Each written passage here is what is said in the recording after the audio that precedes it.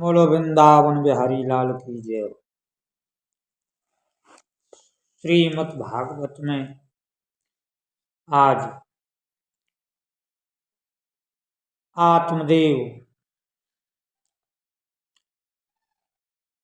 और धुंधकाली गोकर्ण कथा सुनते। बताया जाता है कि तुंडभद्रा नदी के किनारे एक आत्मदेव नाम का ब्राह्मण रहता था।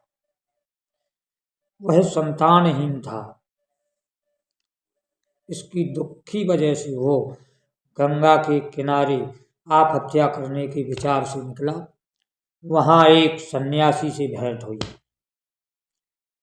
जब सन्यासी ने पूछा तो उसने अपना दुख सुनाया कि मेरे कोई पुत्र नहीं है।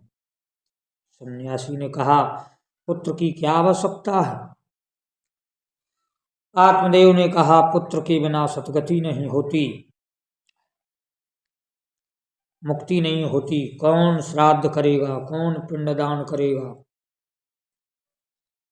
सन्यासी मुस्कुरा के बोला, हे विप्र, संतान आदि के, पुत्र आदियों के होने से यदि किसी की मुक्ति हुआ करती तो यूं तो सब एक दूसरे के पुत्र हैं, सबकी मुक्ति निश्चित होती, पर ऐसा नहीं है।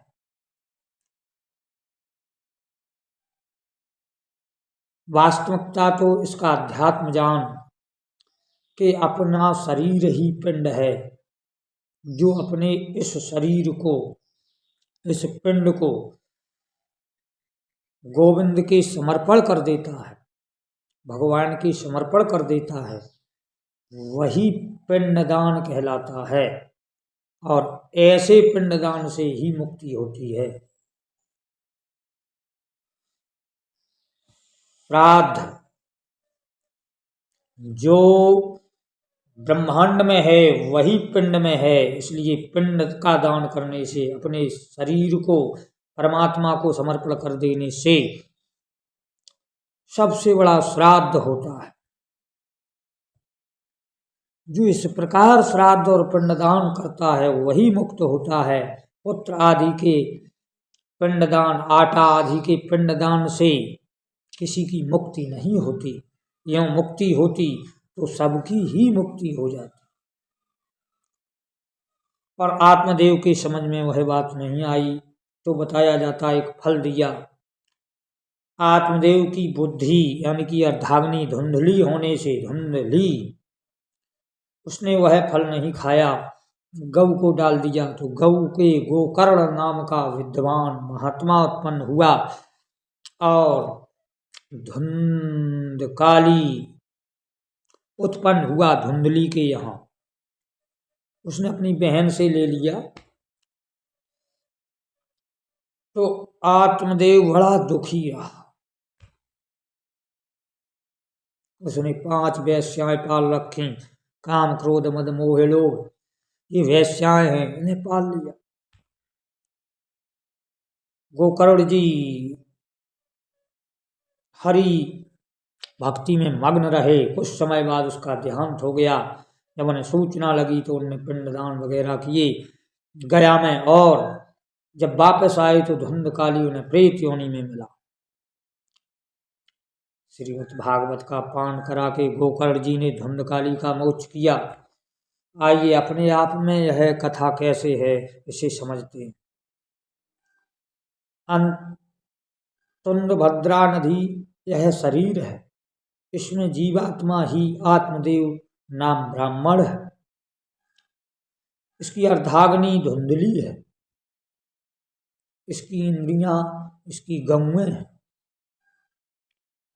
जब ऋषि रूपी फल, महात्मा रूपी फल, हरि कीर्तन रूपी फल, हरि भजन रूपी फल जो सन्यासी द्वारा दिया गया, वह धुंधली बुद्धि ने इंद्रियों को डाल दिया, गौ को डाल दिया, तो गौ के गोकर्ण उत्पन्न हो गया। ऐसे हमारे जीवन में, हमारी इंद्रियों में हरि कीर्तन उत्पन्न है। श्री राम जय जय राम, मंगल भवन मंगल हारी, दशरथ अजर बिहारी। जिब्या गाती रहती है, कान सुनते रहते हैं, आंखें देखती रहती हैं, हाथ चलते रहते हैं, शरीर मटकता रहता है, सारी इंद्रियों में वही गोकर्ण जन्मा है। पर अंदर अंताकरण में धुंध काली जन्मा हुआ है, कपट है, क्रूरता है, दुष्टता है, काम है, क्रोध है, लोभ है।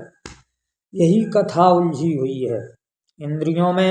गौएं के तो धुंध का वो गोकर्ण, और अंताकरण में घर में धुंध काली है, इसलिए आत्मदेव नाम का ब्राह्मण दुखी है, यानी कि जीवात्मा स्वयं दुखी है। यही प्रसंग वास्तविकता सबके जीवन में उलझा हुआ है, यही धुंधकाली कथा है।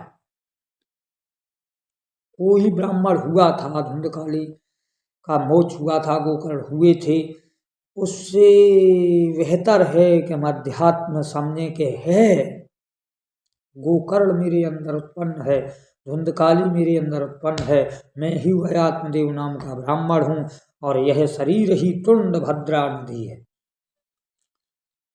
जब गोकर्ण ने अपना ज्ञान धुंधकाली को दिया तो उसकी परम गति हो गई। जब वो इंद्रियों का ज्ञान, जब इंद्रियों की श्री राम जय जय राम, गोविंद हरे गोपाल हरे, जब अंताकरण में उतरे, जहाँ धुंधकाली है, धुंधकाली का जब मोक्ष हो, तब एक बात बने, तब आत्मदेव को परमानंद हो, तब आत्मदेव की भी मुक्ति हो, जब धुंधकाली की मुक्ति हो। तब तक गोकर्ण तो अपना कार्य कर रहा है, पर धुंधकाली अपना कार्य कर रहा है, दोनों में विलगता है। जिस दिन श्रीमद् भागवत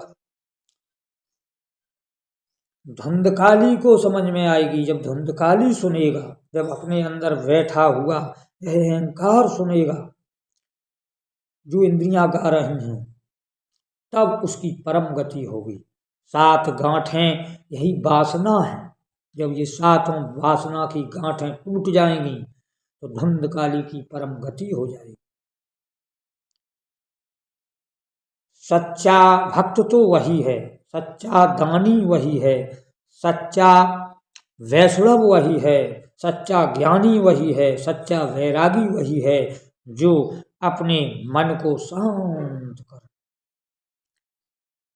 मन के शांत करने के समान न कोई पुण्य है, न कोई ज्ञान, न कोई ध्यान, न कोई भक्ति।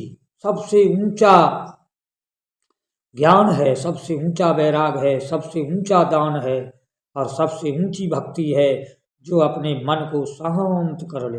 यही सबसे उत्तम मुक्ति है, और ये तभी शांत होना संभव है जब इंद्रियों में रहने वाला गोकर्ण अंतःकरण में उतरे, इसके बिना संभव है।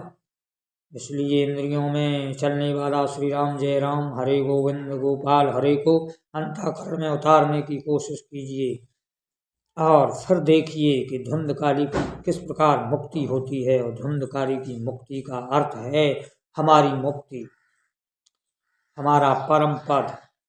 यही इस कथा का रहस्य है। बोलिए गोविंद भगवान की जय। जय श्री राधा कृष्ण नमः।